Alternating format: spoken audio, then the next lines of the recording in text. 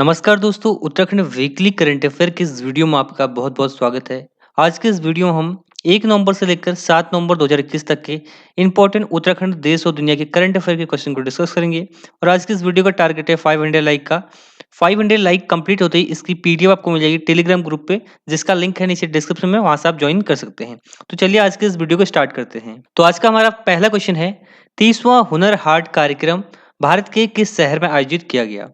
तो इस प्रश्न का सही जवाब है ऑप्शन ए, देहरादून में आयोजित किया गया है 30वां हुनर हाट कार्यक्रम। ठीक है, अब देखिए जो हुनर हाट कार्यक्रम है ये 30वां इसका एडिशन है। ठीक है, और 29 अक्टूबर से 7 नवंबर तक ये चलेगा और ये उत्तराखंड के देहरादून में आयोजित किया गया। इसका आयोजन किसने किया? तो केंद्रीय अल्पसंख्यक मंत्री जो है मुख्तार अब्बास नकवी और उत्तराखंड के मुख्यमंत्री पुष्कर सिंह धामी ने। तो देखिए ये जो हुनर हाट कार्यक्रम है इसमें होता क्या है, इसमें सभी राज्यों के जितने भी राज्य हैं, केंद्र शासित प्रदेश हैं, सभी राज्यों के जो दस्तकार, शिल्पकार, कारीगर लोग हैं वो पार्टिसिपेट करते हैं, इसमें प्रदर्शन करते हैं। ठीक है, और जो इस बार जो है इसमें 500 से अधिक दस्तकार, शिल्पकार, कारीगर जो है उन्होंने अपने हुनर का यहाँ पर प्रदर्शन किया। ठीक है, और ये 30वां है। 29वां कहाँ पर होता? ये होता रामपुर में। ठीक है, ऐसा नहीं कि हर साल होता है, ये मंथ में 2 बार भी हो जाता है, मंथ में 3 बार भी हो जाता है। तो 29वां होता रामपुर में, ये अक्टूबर मंथ में ही होता। ठीक है, इस साल ही 24, 25, 26, 27 सब इसी साल हुए हैं। ठीक है, हुनर हाट कार्यक्रम की बात करें तो इस प्रश्न से आपको याद रखना है, ये 30वां इंपॉर्टेंट है, ये उत्तराखंड में हुआ है हुनर हाट कार्यक्रम देहरादून में। ठीक है, बढ़ते हैं आगे। नेक्स्ट है, उत्तराखंड राज्य के पहले इंटरनेट एक्सचेंज का उद्घाटन कहाँ पर किया गया? तो इस प्रश्न का सही जवाब है ऑप्शन नंबर डी, देहरादून में। ठीक है, जो पहला इंटरनेट एक्सचेंज उत्तराखंड में बना है वो बना है देहरादून में। ठीक है, और इसका जो उद्घाटन किया गया है 1 नवंबर 2021 को किया गया है। डेट आपको याद रखनी है। किसने इसका उद्घाटन किया? केंद्रीय इलेक्ट्रॉनिक्स एवं सूचना प्रौद्योगिकी राज्य मंत्री राजीव चंद्रशेखर ने इसका उद्घाटन किया है। देहरादून के आईटी पार्क में इसको स्थापित किया गया है। ठीक है, इससे पहले उत्तराखंड में कोई इंटरनेट एक्सचेंज नहीं था। हम जो है यूपी, दिल्ली, हरियाणा यहाँ के इंटरनेट एक्सचेंज का यूज करते थे। ठीक है, तो अभी यहाँ पर पहला जो है लगा है आपका देहरादून में। इससे होगा क्या, इससे इंटरनेट की स्पीड जो है अच्छी हो जाएगी। ठीक है, और जो इसके बाद दूसरा इंटरनेट एक्सचेंज लगेगा वो लगेगा नैनीताल में। ठीक है, यूं कह लीजिए आप, कुमाऊं का पहला लगेगा नैनीताल में, और जो पहला लगा है उत्तराखंड में वो लगा है 1 नवंबर 2021 को आईटी पार्क देहरादून में। ठीक है, ये आपको याद रखना है। नेक्स्ट है, पुस्तक एम्स में एक जंग लड़ते हुए पुस्तक के लेखक कौन है? तो उस प्रश्न का सही जवाब है option number C, Ramesh Pokhriyal Nishank. तो जब इनको कोविड-19 हुआ था, ये एम्स में एडमिट थे, तो उसी टाइम पीरियड के बारे में इन्होंने पुस्तक लिखी है। पुस्तक का नाम है एम्स में एक जंग लड़ते हुए। ठीक है, इसके लेखक कौन है? रमेश पोखरियाल निशंक है। रमेश पोखरियाल निशंक देखिए पूर्व शिक्षा मंत्री है भारत के, इससे पहले। ठीक है, अभी जो है नए शिक्षा मंत्री बन चुके हैं धर्मेंद्र प्रधान। इससे पहले कौन थे? रमेश पोखरियाल निशंक। इनका जो निर्वाचन क्षेत्र है वो है हरिद्वार, उत्तराखंड। ठीक है, 2021 में इनको एक पदक दिया गया था, अजय स्वर्ण पदक। अजय स्वर्ण पदक जो है इनको 2021 में दिया गया था। ठीक है, नेक्स्ट है, हाल ही में प्रधानमंत्री नरेंद्र मोदी ने आदि गुरु शंकराचार्य जी की मूर्ति कहाँ स्थापित की?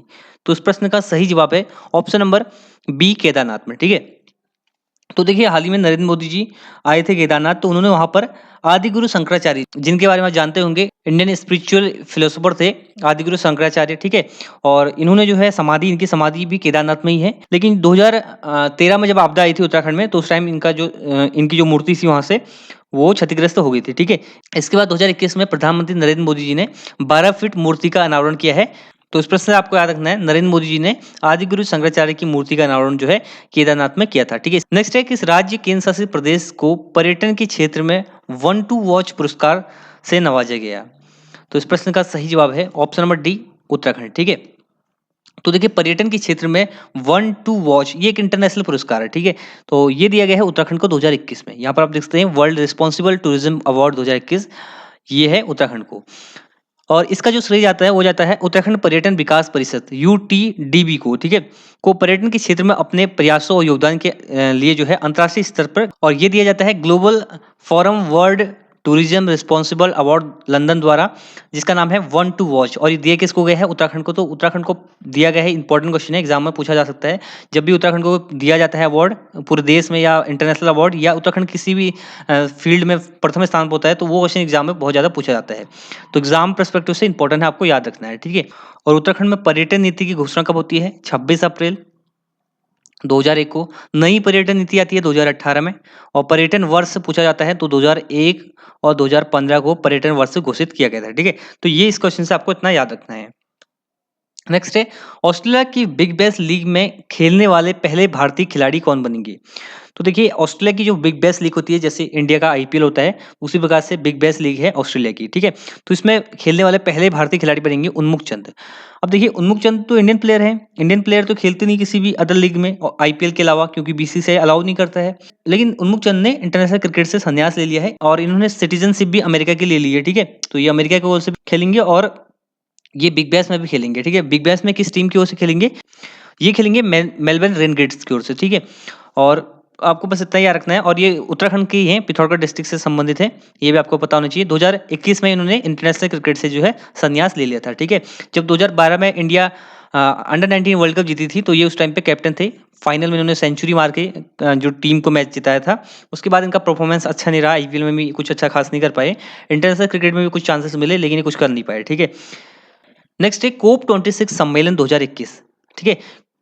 कोप समिट 2021 का आयोजन कहाँ हुआ है? तो हाल ही में ही कोप 21 सम्मेलन हुआ है। ये कहाँ पर हुआ है? स्कॉटलैंड। ऑप्शन नंबर ए इसका सही जवाब है। देखिए कोप की फुल फॉर्म होती है कॉन्फ्रेंस ऑफ पार्टीज, ठीक है? कॉन्फ्रेंस ऑफ पार्टीज मतलब कौन कौन सी पार्टीज? तो देखिए यूएनएफसीसी के अंतर्गत आता है ये कोप, ठीक है? जिसका गठन हुआ था 1994 में, ठीक है? अब ये कोप 26 क्या है? ये 26वां इसका समिट है, इसलिए कोप 26 है, ठीक है? 31 अक्टूबर से 12 नवंबर तक ये आयोजित हुआ है। कहाँ पर हुआ है? यूके में। अब अभी हमने कहा स्कॉटलैंड, अभी हमने कहा यूके, ठीक है? तो देखिए यूके सिर्फ इंग्लैंड नहीं आता है। इंग्लैंड यूके में जो है आपका इंग्लैंड हो गया, वेल्स हो गया और नॉर्दर्न आयरलैंड हो गया और स्कॉटलैंड, ये 4 देश आते हैं। तो इसलिए यूके में हुआ है। अगर प्रॉपर किसी देश की बात करें तो ग्लासगो स्कॉटलैंड में हुआ है, ठीक है? और इसी समिट के दौरान भारत के प्रधानमंत्री नरेंद्र मोदी जी ने टारगेट रखा है इंडिया का 2070 तक, ठीक है? 2070 तक जो है इंडिया जो है जीरो कार्बन जो है एमिशन करेगा, मतलब कि जीरो कार्बन उत्सर्जन वाला देश बन जाएगा, ठीक है? तो ये आपको याद रखना है, इंडिया का टारगेट है 2070 तक, ठीक है? 2070 तक। बढ़ते हैं आगे। अगला है बुकर प्राइज 2021 से किसे सम्मानित किया गया? तो इस प्रश्न का सही जवाब है ऑप्शन नंबर ए, डेमन गलगुड को, ठीक है? अब देखिए आपने सुना होगा बुकर प्राइज और इंटरनेशनल बुकर प्राइज। पहले से इसको कहते थे मैन बुकर प्राइज और मैन बुकर इंटरनेशनल प्राइज, ठीक है?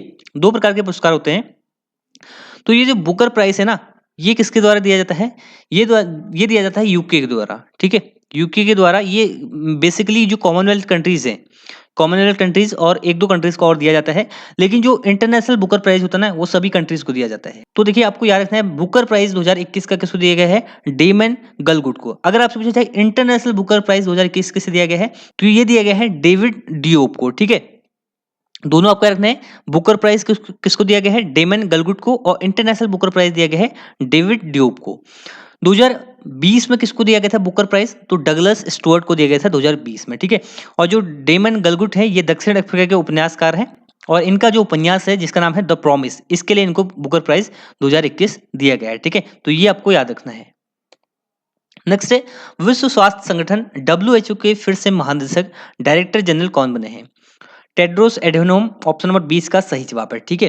तो देखिए डेविड मलपास कौन है? ये वर्ल्ड बैंक के हेड हैं, ठीक है? टेड्रोस एडहेनोम ये डब्ल्यूएचओ की महानिदेशक हैं और क्रिस्टलिना जॉर्जिया ये आईएमएफ की चीफ है, ठीक है? तो ये तीनों नाम आपको याद रखने हैं। अगर बात करें डब्ल्यूएचओ की, तो 7 अप्रैल 1948 को इसकी स्थापना हुई थी, इसलिए 7 अप्रैल को हम वर्ल्ड हेल्थ दिवस के रूप में मनाते हैं, ठीक है? और वर्ल्ड हेल्थ ऑर्गेनाइजेशन यानी कि डब्ल्यूएचओ का जो मुख्यालय है वो जिनेवा स्विट्जरलैंड में है। वर्तमान में इसके डायरेक्टर जनरल कौन है? टेड्रोस एडहेनोम, ठीक है? इनको रीअपॉइंट किया गया है, दोबारा से बन गए हैं, ठीक है? तो इस क्वेश्चन से आपको इतना याद रखना है।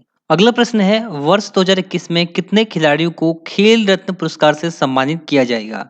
तो इस प्रश्न का सही जवाब है ऑप्शन नंबर सी, 12 खिलाड़ियों को जो है 2021 में खेल रत्न पुरस्कार से सम्मानित किया जाएगा। और ये पुरस्कार जो है 13 नवंबर को दिए जाएंगे, ठीक है? और खेल रत्न पुरस्कार की बात करें तो इसकी शुरुआत होती है 1991 में, ठीक है? 1991 में पहला खेल रत्न पुरस्कार किसको मिला था? विश्वनाथन आनंद को, जो कि ग्रैंड मास्टर है, चेस के खिलाड़ी हैं, ठीक है?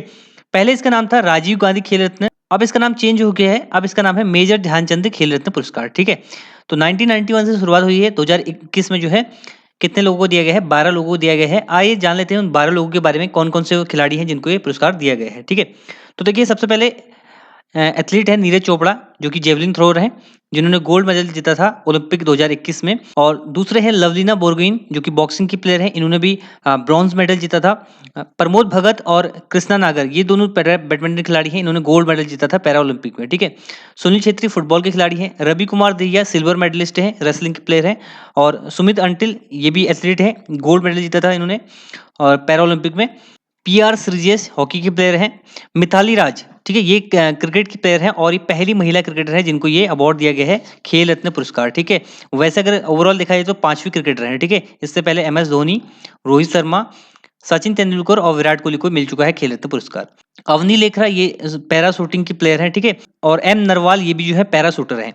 और एक और नाम है मनप्रीत सिंह, ठीक है, हॉकी के कैप्टन है। तो एक और नाम याद रख लीजिए, यहाँ पर 11 है, एक नाम याद रख लीजिए मनप्रीत सिंह, इनको ये दिया जाएगा। टोटल 12 हो गए, ठीक है। 12 लोगों को खेल रत्न पुरस्कार 2021 में दिया जाएगा और 35 लोगों को दिया जाएगा अर्जुन अवार्ड, ठीक है। 35 लोगों को अर्जुन अवार्ड से नवाजा जाएगा।